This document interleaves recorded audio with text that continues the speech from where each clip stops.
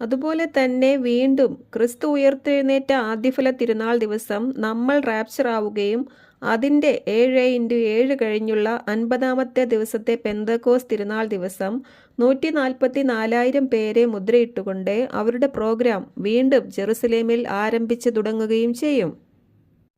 7x7 കണക്കാക്കിയുള്ള ഈ ദിവസം മുതൽ പിന്നെ അങ്ങോട്ട് 7-ാമത്തെ മുദ്രയും 7 ദൂതന്മാരും 7 കാഹളങ്ങളും പിന്നെ 7 കാഹളം എത്തുമ്പോൾ 7 ദൂതന്മാരും 7 കലശങ്ങളും ഒക്കെയായി 7ൻ്റെ ആവർത്തനങ്ങളാണ് വെളിപ്പാട് പുസ്തകത്തിൽ വീണ്ടും വീണ്ടും കാണാൻ കഴിയുക.